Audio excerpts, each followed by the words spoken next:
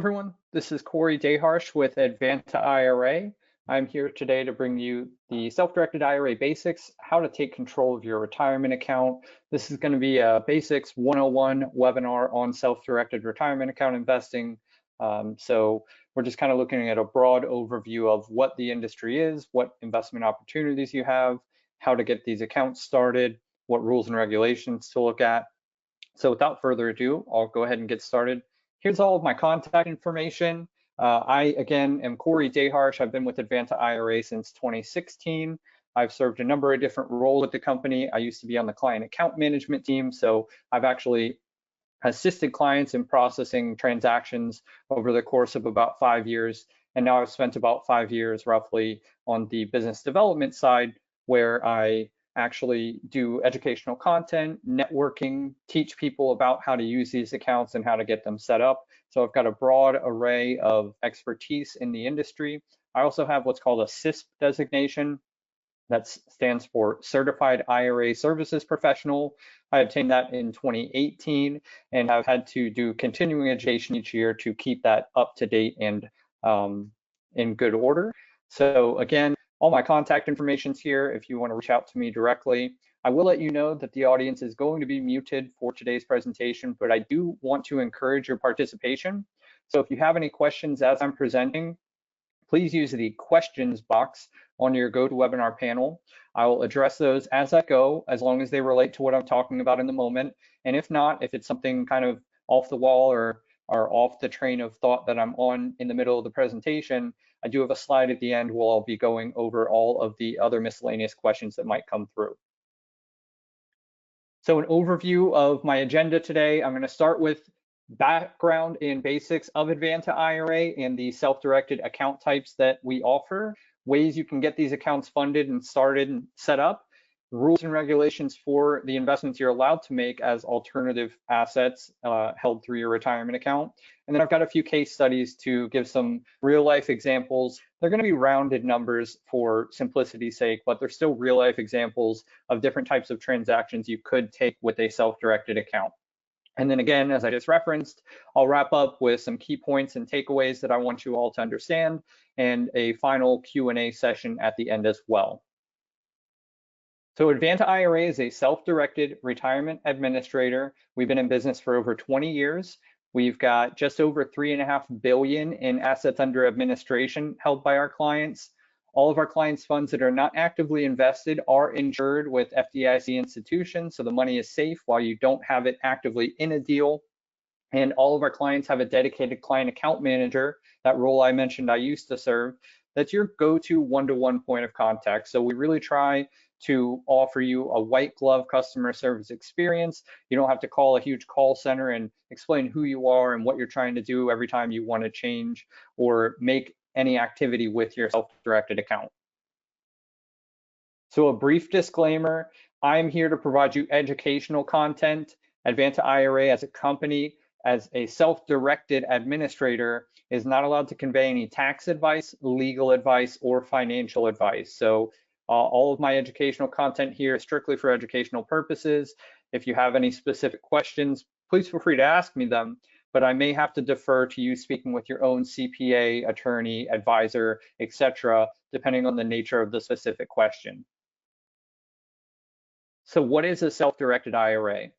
It's basically an IRA account where you have the ability to invest into anything you'd like to outside of the traditional format, which is stocks, bonds, and mutual funds. Those asset classes are typically held by fiduciary administrators or financial advisor companies like your Edward Jones, Merrill Lynch, T. Rowe Price, those companies of the world. They don't allow you to invest into alternative assets like real estate, like private lending, like cryptocurrency, precious metals, because they're a fiduciary and they have to do underwriting and due diligence on all the investments they offer, whereas we're a self-directed administrator, we're not a fiduciary. So we simply follow the IRS's rules and let our clients take that fiduciary or financial advisory role into their own hands and make the types of investments that they want to make with their retirement dollars. Some of the key reasons we see people switch their accounts over to self-direction, and I don't mean necessarily a full switch, it could just be diversifying your portfolio. But in general, people find out that they have this source of capital, their retirement account, and they have this expertise of investing. They've been maybe doing with their savings or other money, or maybe borrowing to do some investment strategies, and then they can actually take advantage of it with their retirement fund. So a new source of capital for strategies they've already been investing into. Fatigue in the stock market. A lot of people over the past few years have just gotten tired of the roller coaster that is investing into stocks, bonds, mutual funds, things in the public sector and on the major, platforms. And then the tax benefits for investing with your retirement account can be great. There's really no income tax generated when you make an investment or when it yields returns. The only real time you're paying taxes on self-directed retirement investments is if you have that money in a tax deferred account, so a traditional account that you have gotten the tax deferral when you put money into it. When you take that money out later in life in retirement, whether you reach age 59 and a half so you can avoid the 10% early withdrawal penalty, or you're all the way at the required minimum distribution age and you have to start taking money out of your account. When you do take that money out of a tax deferred or traditional account, it gets added to your ordinary earned income for that tax filing year. So if you invested $6,000 today and grew it for the next 40 years into $60,000, again, rounded number for example, you would be paying taxes on $60,000 as ordinary earned income when you draw that money out of that account.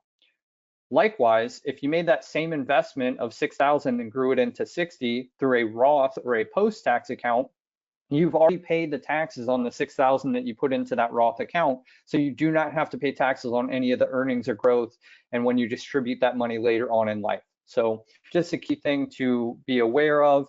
I will go over that a little bit further in a few slides. So just to give you a broad scope of all the different plan types we offer, and I'll zone in on each of these in the next few slides as well. We do offer for individuals, traditional Roth and inherited IRAs. If you're someone that was left an IRA by someone that's passed away in your life, we offer those types of accounts that can be self-directed. Health savings and education savings accounts are also self-directed options. So if you're someone with a high deductible health policy, or a young one in your life that you'd like to set aside that education savings account, also known as a covered L education savings account, for qualified education expenses and also invest some of the cash sitting in the account, you can definitely set that up. And then for small business owners or self-employed individuals, we offer solo 401ks, SEP IRAs, and simple IRAs. If you have any questions on the specific plan types, again, I'm going to cover them a little bit more thoroughly here in the next few slides, but you could also reach out to me directly or check out our website. We've got a dedicated page for each of the plan types that we offer. So looking a little bit further into traditional IRAs, anyone with earned income can set up a traditional IRA. Your deductibility of the contribution may be limited based on your annual income. And if you participate in an employer plan like a 401k, a 403b, a 457, a TSP. So those are factors to keep in mind. The benefits are that you get a tax deduction, which can lower your tax bill. If you contribute up to the maximum limit, which is $7,000 or $8,000 if you're over age 50, you get to write that amount off of your ordinary income that you filed taxes on at the end of the year. Again, as I mentioned a few slides ago, keep in mind that money is going to grow in this tax deferred account and you'll ultimately pay taxes on whatever it grows into. So there's something to be said there about considering a Roth conversion strategy, which I'll talk about. The former 401k plans can be rolled over with no consequence. So if you have a job that you've left, you can roll that over into an IRA and you do not have to pay taxes or anything when you conduct that rollover. I'll be covering the account funding types after I cover the account types in general, but I'll hone in on that a little bit further as well. So for a Roth IRA, very similar to traditional, anyone with earned income that does not exceed the income limits is eligible to contribute. Now there are income limits for Roth IRA contributions. If you do exceed those limits, there's actually a phase out. So once you reach a certain income limit, you start to only be able to contribute a certain percentage or portion into a Roth IRA. And then once you exceed the top end of that threshold, you are no longer eligible to contribute into a Roth IRA because you earn too much. But not to worry, what you can do is called a backdoor Roth IRA strategy. If you ultimately want your investment dollars to be post-tax, you can contribute into a traditional IRA and then conduct a Roth conversion. That's something I'll cover a little bit more in a few slides, but just kind of outlining that here as well. The benefits of a Roth IRA, I maybe mentioned them earlier. This is completely tax-free earnings. So if you invest $6,000 in a Roth IRA and grow it into $60,000, you do not have to pay taxes even at ordinary income when you draw it out of your retirement account because you've already paid taxes on it. And then further to that point, with a Roth IRA, there are no required withdrawals or required minimum distributions later on in your life like there are with tax deferred accounts. It's a really good strategy when you have a low tax year because you can basically take advantage of submitting this amount to the IRS as your ordinary earned income without getting the write-off with the tax deferred account, and ideally keep yourself in a lower tax bracket potentially where you don't physically need that money in your hand to pay your bills and to live off of, and you can benefit in those low tax years for yourself. So traditional to Roth IRA conversions. I spoke about it a little bit on that last slide and even a few slides beforehand, but this is a great way, whether it be a one-time contribution and then a Roth conversion, or you do this over the course of several years. You can have money in a traditional account and convert it to Roth, essentially telling the IRS, go ahead and tax me on this money now. I want it to grow in my retirement account completely tax-free. There's no limit to doing that.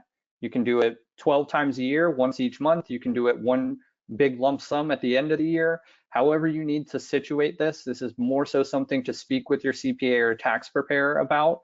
But again, the nature of doing this is taking tax deferred money and converting it to Roth, so paying the taxes on that now, or giving up the tax write-off ticket that you get, if you will, and letting that money then grow in your retirement account completely tax-free.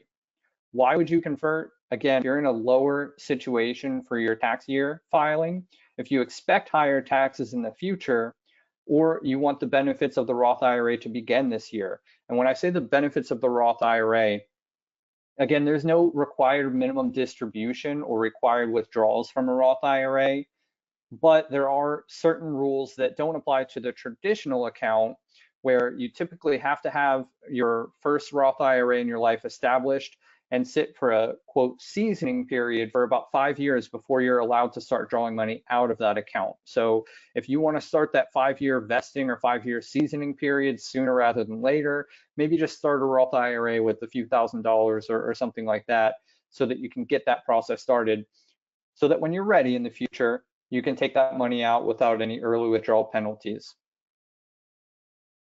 So we're going to pivot a little bit here into employer-sponsored plans. So SEP and simple IRAs and solo 401ks. These are for small business owners with limited or no rank and file employees or W-2 wage earners, basically. The SEP and simple plans do offer tax deferred growth. And as of last year, they also allow you to hold Roth or post-tax money in those plan types. That's a new rule that into play.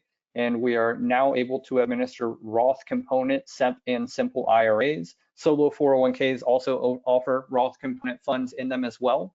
They have higher contribution limits than your traditional or Roth account. I have a slide on the contribution limits after I cover the plan type, so I'll be able to show that to you guys as well. And the solo 401k specifically offers the largest contribution limit for a business without employees because there's no discrimination testing necessary. And when I say discrimination testing, what I mean is what we're talking about here on this slide. What type of employees are included or excluded? If you're a small business owner and you do have employees, you're really only looking at our SEP and simple IRA because our solo 401k only fits self-employed individuals with no W-2 or rank and file employees at all. But if you're someone that does have some employees, they may have to be included in the plan based on their age, their resident status, union capacities, and the amount of time that they work for your company, either in the total capacity of number of hours and or the number of consecutive years they've worked for you. So these are things to keep in mind. Again, we can drive down a little bit further in a one-on-one conversation what plan type fits your needs best, but the SEP and simple IRAs may have the requirement of you allowing the employees to choose if they want to participate in that plan or not. With SEP and simple IRAs, they're less expensive to administer, and they're pretty simple relative to a larger 401k plan. Contributions are made directly into the retirement accounts. There's no fiduciary liability. The individual employees can choose their IRA custodian. There's flexible contribution and distribution features. And the employer contribution, so the side that comes from the employer, not the employee deferring money into the plan, only goes to those employees with more than 2 years of service for a simple and 3 years of service for a SEP IRA. So if there's someone that has not been with your company that long, you may not actually have to contribute on behalf of the employer to their plan, but they may still have to be allowed the ability to participate in the plan and allowed the ability to defer their own money into it as annual contributions. The solo 401k, again, is a very similar plan type to the SEP and simple IRAs, but it does not allow for employees. It can just be yourself and your spouse, yourself and your business partner that own that entity, whatever entity it is that you're setting up this employer-sponsored plan to cover. It has higher annual contribution limits. You can defer a large amount of your own income plus contribute on behalf of the employer into the plan. There's a lot of flexibility with these plan types. You can roll over funds from other existing IRAs or employer-sponsored plans that you already have into this plan type. You can actually borrow against a solo 401k. That's what's called a qualified participant loan, where you can borrow against your own 401k plan up to $50,000 or up to $50,000 or 25% of the plan value. There's some certain nuances there. You do have to make minimum quarterly payments at plus or minus 1% of the current market prime, and you do have to have a balloon or maturity of 5 years on that qualified participant loan. It's something if you want to learn more about, you can reach out to me directly, or if you happen to be an existing Advanta IRA client, your client account manager can also help you with that as well. And again, we have very cost-effective administration for these plan types. We're at the lower end of the cost structure for administering these types of plans. You put that into perspective with the customer service we offer. Look us up on Google for our reviews, or look on our website at our testimonials. And this type of free education like you're participating on today, really stand behind the products we offer and the service we offer and the educational content we put out there for not just our clients, but this webinar is going to go on YouTube. Anyone across the world can really view it and learn more about these types of accounts, how to use them, how to make certain investments.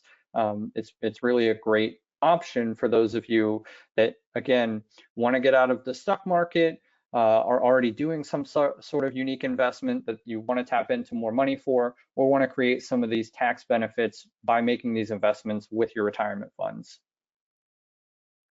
So real briefly, I'm not going to read through each line item here, but here is the contribution chart for 2025. This lists all of your contribution limits, depending on what plan type you may be interested in. If you have any further questions, we can reach out one-to-one. I don't want to spend too much time reading the actual chart out. I do want to make a big distinction here because this question gets asked a lot. Your contributions into your plan are completely separate, and your earnings of the investments you make within your retirement account do not count against your contributions.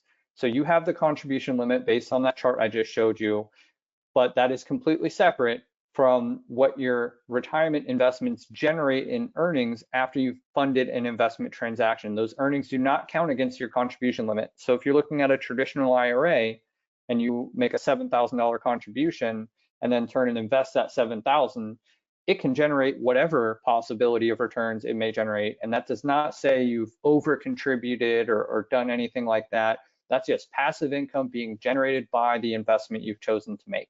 So I'm going to hone in real quick on the different ways that these accounts can be funded, because there's a lot of confusion with this. A lot of people think it takes such a long time, or it's a very tedious process, or it's going to trigger a taxable event for you. And those are all misnomers. So the key way that people fund a self-directed account is by transferring funds from an existing like account. So traditional IRA with a managed custodian or a fiduciary, transfer it as into a self-directed traditional IRA. In that case scenario, all you're really doing is conducting a custodian to custodian transfer, which is a non-taxable, non-reportable event. You fill out a transfer request form for the custodian you'd wish to receive the funds, in this case, Advanta IRA. We submit that to the company currently holding your funds, and they usually facilitate moving the money within about a week or so. When you speak to me or speak to one of my business development colleagues, we will look up in our system what company you're moving your funds from and give you a general expectation and a reasonable timeline for how long that company typically takes to get funds moved over to us when we submit to them our transfer request paperwork. You can do this as many times as you want for whatever dollar amount threshold you want. So you might be contributing money into an account and then transferring it over into another account to diversify your portfolio.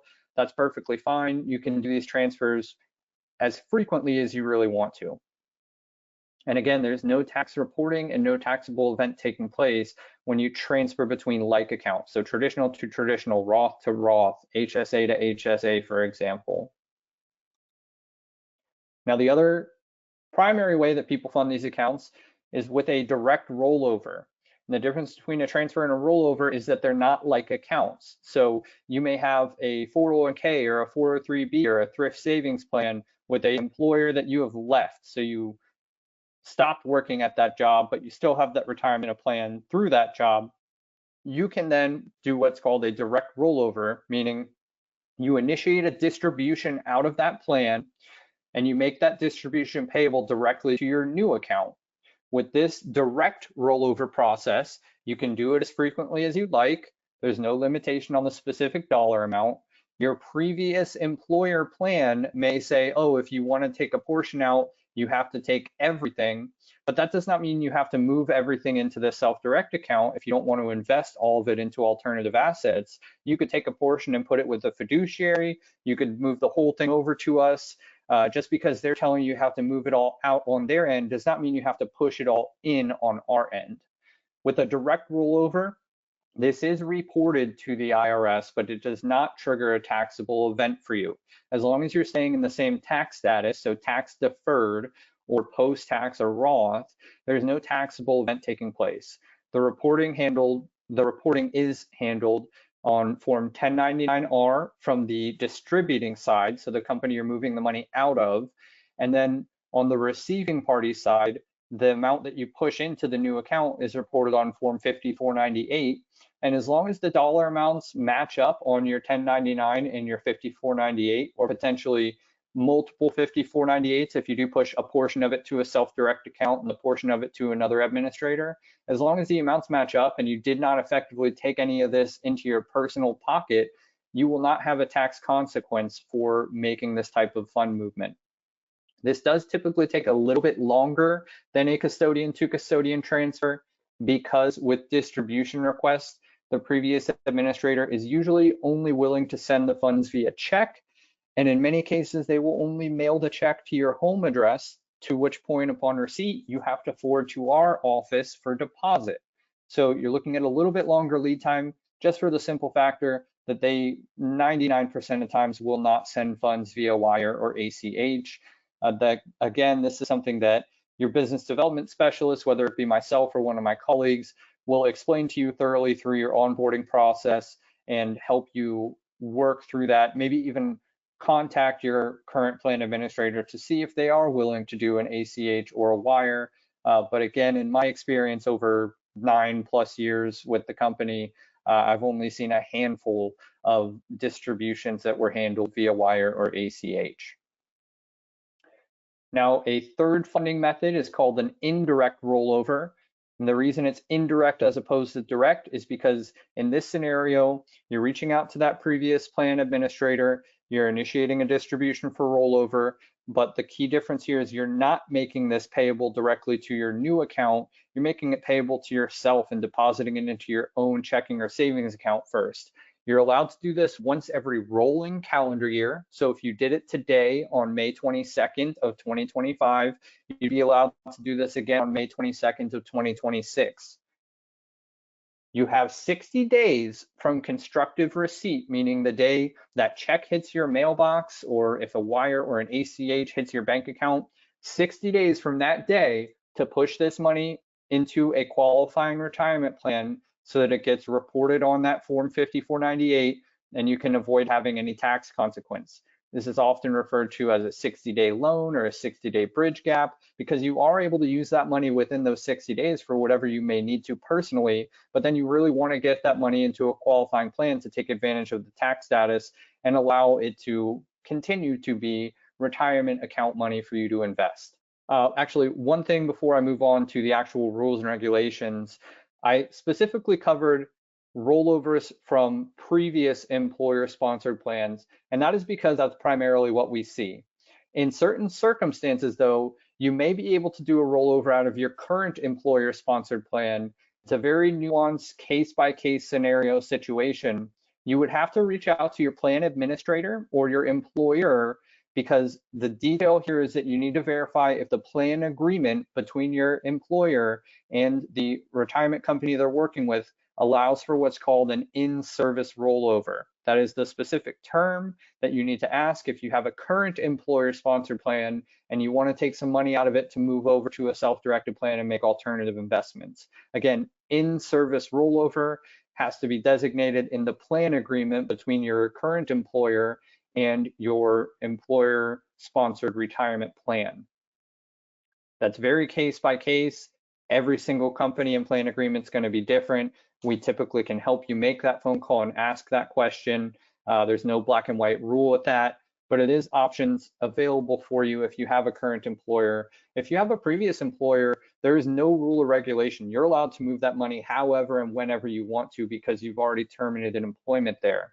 Something to note about that as well, if you have money sitting in an old employer-sponsored plan and you haven't looked at it in a while, it may be good to do so because sometimes, I'm not saying in every case scenario, but sometimes they have it written out so that you stop benefiting and your plan stops growing once you terminated employment. So you're basically giving them a free loan of your money to invest on where you're not benefiting from it any further once you've left that job. So just a quick little piece of information that may help you if you're in that situation. I've seen that with plenty of people where they left a job 5-6 years ago, never moved the money out of that employer-sponsored plan, and it didn't grow for them a lick since the time they quit that job. But that money has just been sitting there and letting other people benefit and grow off of it.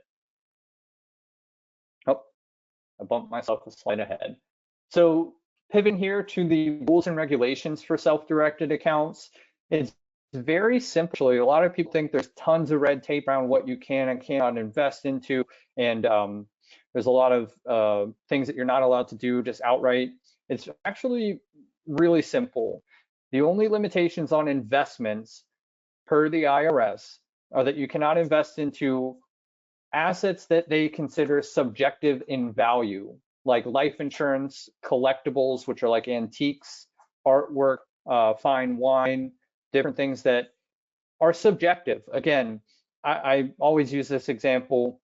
I have a neighbor up the street that's got a rusty old 1970s Corvette in his driveway, and he's a car guy, so I'm sure he thinks that he's going to put some elbow grease into it and it's going to be worth thousands and thousands of dollars. I look at the thing and just think it's a pile of scrap metal that should probably go to a junkyard and be sold for the weight that it's worth. That's subjective, and the IRS doesn't want you to hold those types of assets in your retirement account. The other way that the IRS limits your use of self-directed retirement accounts is by labeling certain individuals close to you as disqualified persons. So you're not able to transact with a disqualified person, meaning sitting on the other side of a deal from a disqualified person. I'll drill down on what disqualified persons are in the next slide, but before I do so, I do want to mention very quickly that certain investment strategies may be subject to certain taxes. This does not come up a lot because it's very nuanced in itself, but there's UBIT or unrelated business income tax that may apply if the investments you make, which are supposed to be passive income generating investments, are generating more active income than passive, or generating any active income for that matter. Just some quick examples. Let's say you use your retirement account to invest into a business. That business may or may not have employees, and there's plenty of different ways you could structure that investment. But for example, let's say it's a car wash or a laundromat. Those are active businesses that provide goods and services to clients and generate active income for that measure. So your retirement account, if you are invested into one of those asset classes, may be subject to paying UBIT tax. It's not a deal breaker in many scenarios. It is something to make sure you understand as you go into that deal, and speak with your CPA or tax preparer based on what the UBIT requirements may be, if you fall into the threshold of needing to file and pay UBIT tax, or if you're under the threshold and can avoid it based on the type of active income that the investment's generating. Definitely a more nuanced question or topic. We cover UBIT and the other tax called UDFI tax in its own specific webinar in significantly more detail. So you can check that out well if you're interested. And that other tax I just mentioned, UDFI tax, that stands for unrelated debt financed income. That is when you're making an investment with your retirement account that you need to utilize leverage to make. Most, if not all case scenarios, meaning you want to go buy a piece of property that's valued at $500,000 and you have $300,000 in your retirement account. You can't just take out a conventional loan to do that. You have to take what's called a non-recourse loan, and your retirement account is going to be subject to UDFI tax for whatever portion of the investment is leveraged. So it's just something to keep in mind. If you're interested in any of those specific strategies, your account manager with Advanta is going to be bringing this up to you as you bring this deal to the table and tell us that's what you want to invest into. But then you ultimately need to do your own due diligence and consult with your own financial advisors or tax preparers to make sure you're well equipped, well prepared, and well understanding of the regulations that go around those types of strategies. So as promised, I wanted to break down with an illustration here what the disqualified persons chart looks like. So it's basically the lineal descendants and ascendants on the main trunk of your family tree. So this includes your parents, your grandparents, your children, your grandchildren, yourself, your spouse, as well as any businesses that these individuals either own 50% or more of or control day-to-day operations on. So that could mean I can't own a property in my retirement account in the college area my child is going to school in and let my son or daughter be a resident or a tenant of that rental property. I can't own a commercial property and let my father's business be a tenant at that property. Those type of scenarios.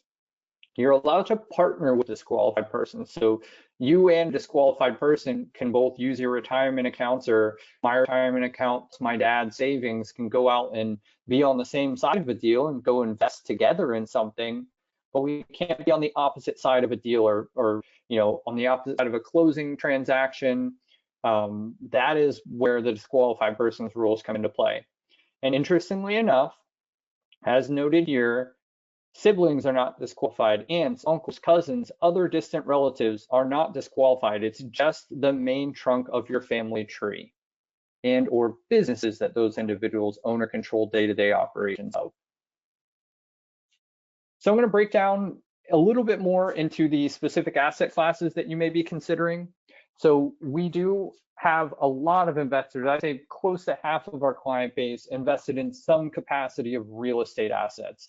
This could be rental property, it could be fix and flip property, it could be buy and hold for appreciation, mobile home units or entire mobile home parks, tax deed and lien investing. There's a number of different asset classes in the real estate sector that people invest into, and it is close to half of our client base. Paper assets, private lending. So you could use your retirement account to be the mortgage provider for other individuals or any type of secured or unsecured loan.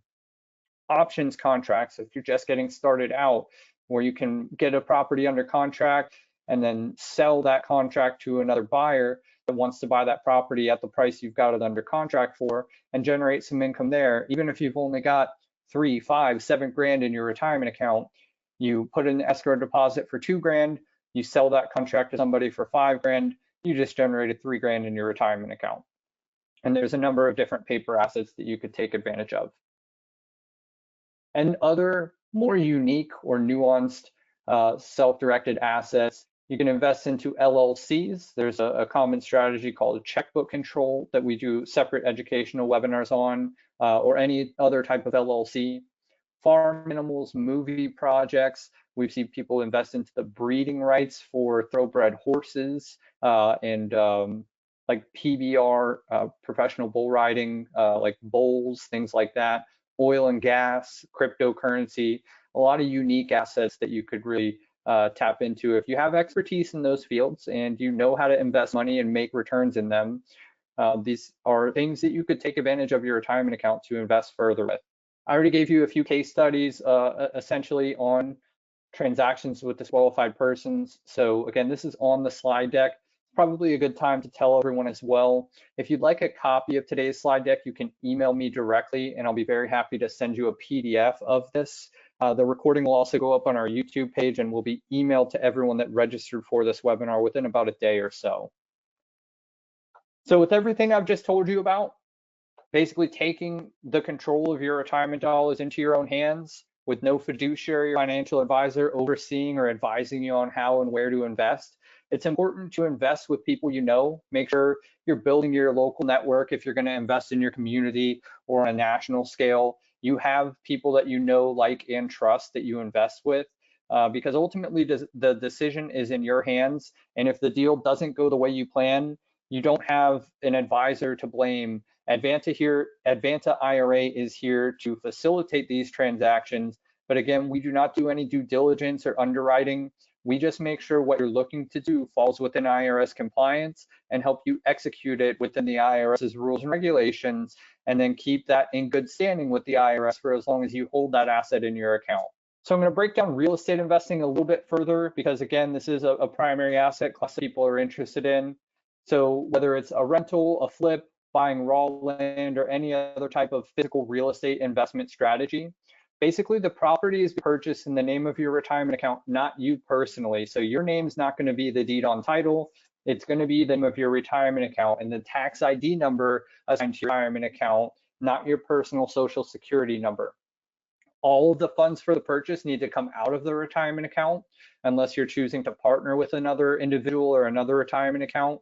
Then that ownership percentage on that deed of title is going to be split based on who brings how many dollars to the table assigned to the settlement statement. So if you have to close on the property at $500,000 and you put $250 out of your retirement account and your wife puts $250 out of her retirement account, then that property is going to show Advanta IRA for the benefit of John Smith, IRA number 1234, as to 50% undivided interest, and Advanta IRA for the benefit of Jane Smith, IRA number 1235, as to 50% undivided interest. From that point forward, whether it's split or owned wholly by your retirement account, all the income generated by the property and all the expenses due from that property have to be paid out of that retirement account, or those plural if you're splitting the ownership, based on the ownership percentage. So in a 50-50 split, you have to put a $10,000 roof on a new house. $5,000 comes out of your retirement account, $5,000 comes out of your co-investor's retirement account, or co-investor period if it's not a retirement account.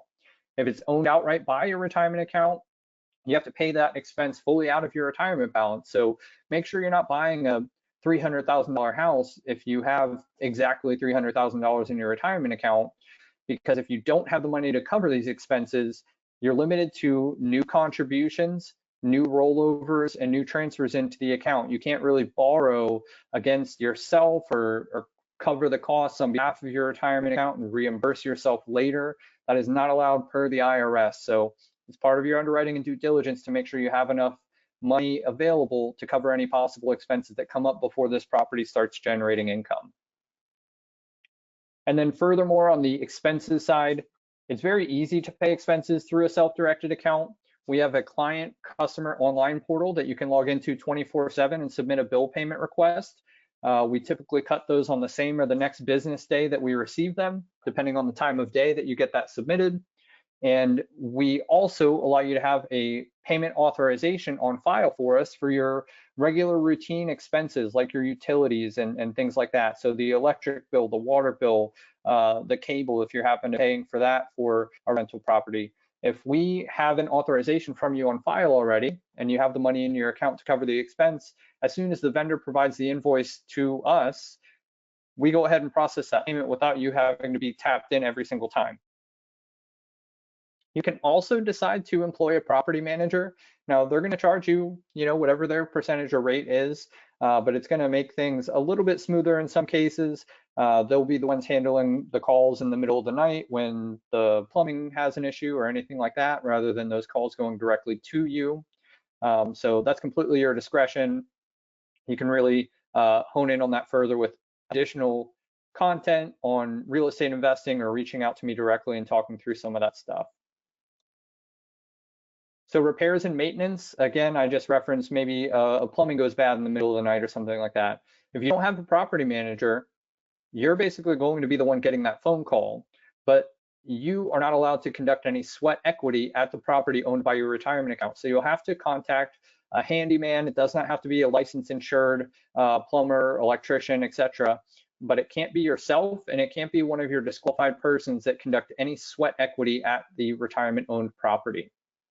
So that is also something to keep in mind if you're looking at real estate investing, is that you do have to use third-party vendors for any sweat equity that needs to be done at the place. It's as simple as even like changing a light bulb. You're really not supposed to be at the property owned by your retirement account changing a light bulb. I saw briefly someone just try to use the hand raise feature in GoToWebinar.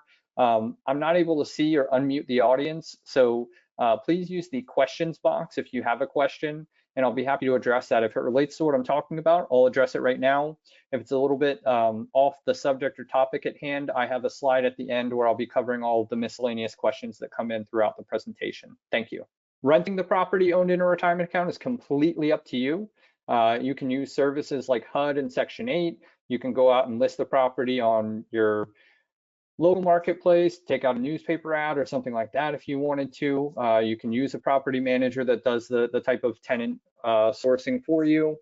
You can do short-term rentals through these accounts. So Airbnb or a VRBO, any type of rental service that you would like. It's completely up to you to designate what the price for the rent's going to be, what the terms are going to be, decide who you want to be the tenant in the property. No one, again, with a self-directed account is overseeing you and telling you how to manage or how to handle your own investments. So completely up to you what you want to set as the rate and the terms and everything like that, and do all that negotiation. Now, while I say that, you are not able to sign the legally binding contract. That has to be signed by an Advanta authorized signatory. So once you have the terms in place, in the name of your retirement account and the tenant or leasee, whoever it may be, that needs to be provided to Advanta, to your client account manager.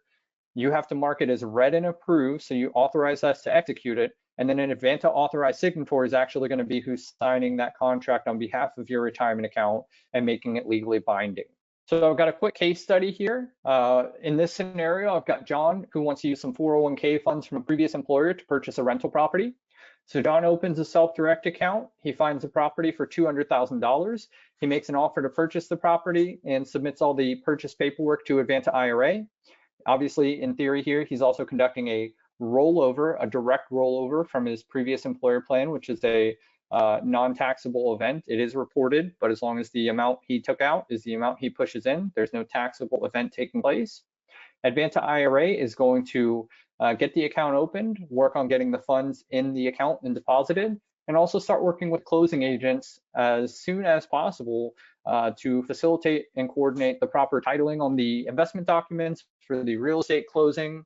We execute the transaction once John's approved and authorized everything, and we send the funds out for the closing transaction. We receive all the recorded closing documents, and then we facilitate all of the cash flow in and cash flow out for this property.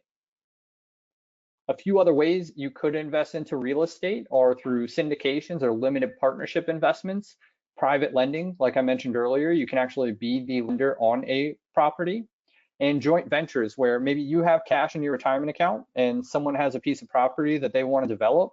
You guys can execute a joint venture agreement where You say, okay, I've got $200,000 in my retirement account I'd like to use.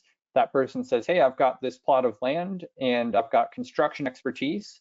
I would like to maybe set up an LLC or at the very least a joint venture agreement where you're bringing cash to the table, I'm bringing land and construction expertise to the table. We're going to develop this property and then we're going to split the profits and proceeds when we sell it based on whatever agreement you come to. It could be 50-50, it could be 75-25. It's completely up to you to decide the nature of that joint venture agreement, however that may work out for the deal in place. So a real simple case study on investing into a syndication. We've got Rebecca, who's got 50,000 in an existing IRA with a managed custodian. She meets John, different John. She meets John, who has a syndication offering, and they talk about it. Rebecca does her due diligence and decides she wants to invest at the minimum threshold, which is 50,000.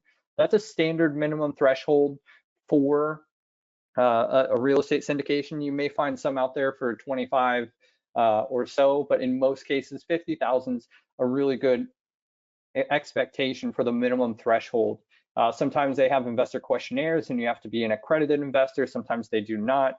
That's all on your end as far as finding the right deal. That actually is in reference as well to a question that just came in. Do you assist with finding deals or real estate as well? No, we are a full service self-directed administrator, so we're not allowed to assist in producing, promoting, endorsing any specific investments or opportunities. We do have a monthly networking call on the final Friday of each month called Pitch, Promote, and Prosper, where anyone can sign on to that call and say what they're looking for, what they have to offer, and exchange contact information from there. But on that call, we specifically state at the beginning and multiple times throughout that we are not endorsing anything you hear on the call. We're not promoting or producing any of these investments. They're all from whoever is speaking and bringing up the actual deal in question. So Rebecca opens the account. She completes a transfer from her other IRA. It's funded and set up, ready to go within about a week's time. And then once we have these subscription documents approved by Rebecca, the client account manager executes the transaction and wires the funds out for that investment. With syndication deals, you're usually looking at about a 3 to 5, sometimes 7-year hold on that money before the majority of it is returned as a lump sum payment. But throughout that time, you may be getting preferred distributions on an annual basis, somewhere between 7-8% maybe. It really depends on the specific deal. I'm just trying to give a very rounded example here. Another question came in. I recently moved my rental property from IRA to Roth. Do all the same ownership rules apply? Can I change light bulbs in a Roth? Yeah, you can't do, the rules apply across all of the self-directed account types. You're not allowed to do any sweat equity, whether it's a traditional IRA, a Roth IRA, a SEP, a simple, a solo 401k. These are all general rules for self-directed investing itself. It does not have any differences or loopholes based on the type of account you have. So if you had that property in an IRA and you got a certified appraisal and did a Roth conversion of that property, you're still beholden to the same rules as if it were in the traditional IRA. It's same exact rules. So again, going back to this case study with a $50,000 investment, there's an 8% preferred distribution paid annually. So that's $4,000 generated each year. At the end, the project did very well and Rebecca received a $65,000 final payout. So she earned $20,000 in yearly preferred distributions. That's $4,000 a year times 5, and a $15,000 profit at the end on top of the 50 she initially invested. So that's $35,000 generated from a $50,000 investment being held for 5 years. Again, that may not be the exact scenario that works out for you if you invest $50,000 into a syndication, but it is a reasonable example and case study here with rounded numbers. So a quick case study on private lending. This is another strategy, whether it's real estate or not. In this case, it is not a real estate strategy. Sonia and David are neighbors in a community, and Sonia is trying to start a coffee shop. David speaks with Sonia and decides he wants to invest $100,000 of his retirement fund to help her get started. They discuss a few different strategies for this loan. It can be structured as actual private equity or private stock in the coffee shop. It can be structured as a personal loan, which we're doing in this scenario. But there are a number of different ways this transaction could have taken place. For my case study here, it's going to be a $100,000 personal loan to Sonia with a 10% interest rate and a 12-month maturity.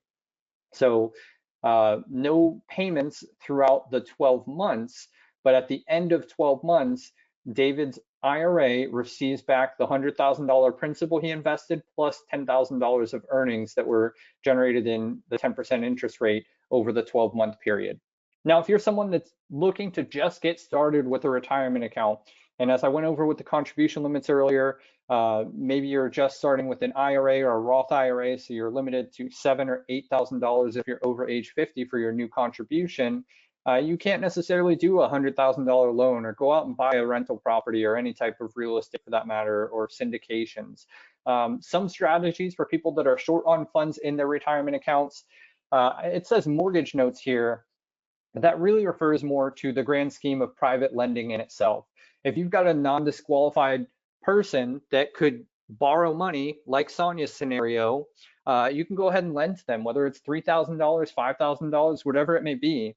As long as you have an interest rate set, so it is a passive income generating investment, you're allowed to do it, and you're allowed to set the terms completely to your discretion.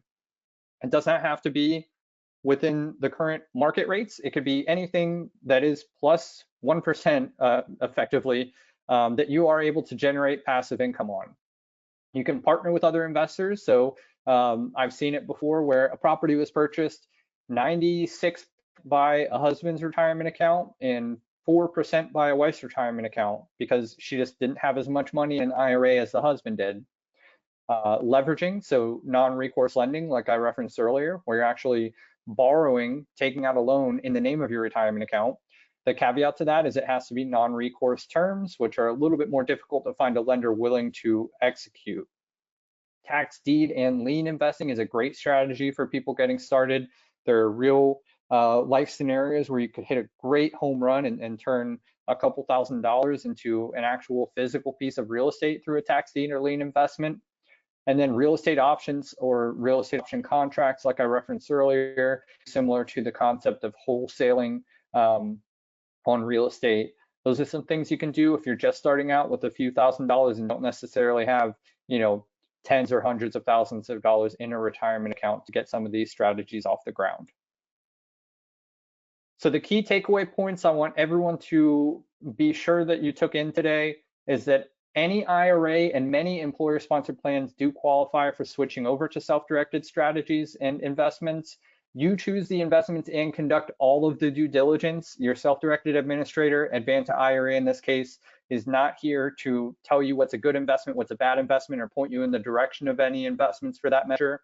And all of the expenses and income subject to the investments you make need to flow directly through your retirement account, nothing through your personal pocket, nothing through any other third parties, unless specifically in real estate you have like a property manager agreement on file or something.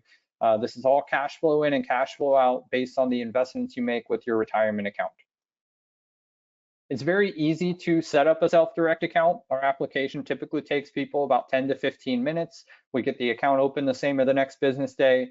And based on what I went over way earlier in the presentation, you've got that account funded and ready to invest within roughly a week and a half or so is a reasonable expectation, about 10 to 14 days from the day you open the account until you're actually ready to execute an investment and send money out of your retirement account to fund a deal. And you can find your own investments while you're setting the account up.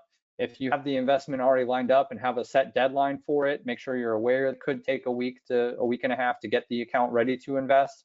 But if on day one you open your account, you already have the paperwork for the deal you want to fund, give it to your account manager. We'll get all the paperwork done so that we're just waiting on the money to come in from wherever you're funding your account from, as far as a rollover or transfer from another IRA company or employer-sponsored plan.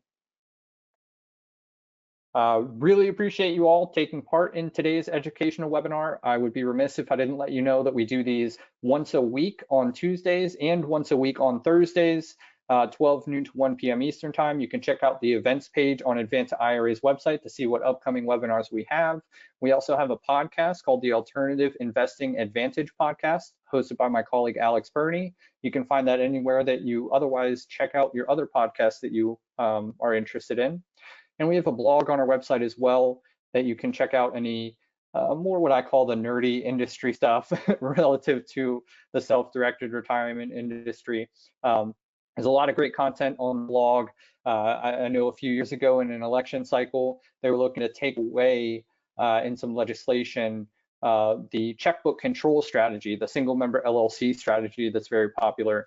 And we actually put a blog post out and we started a change.org petition, and we were a big driving force in actually getting that legislation redrafted or getting the portion of that legislation removed that was going to eliminate the checkbook control strategy for self-directed investors. So if you have a vested interest in that or any interest whatsoever, please check out our blog, check out our podcast, check out our other upcoming educational webinars.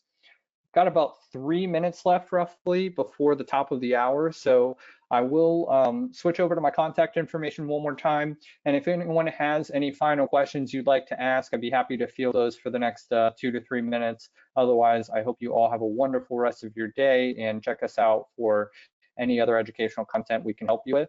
And again, here's my contact information if you want to reach me directly for any questions, any account setup, or really anything self-direct related, I'd be happy to help you with.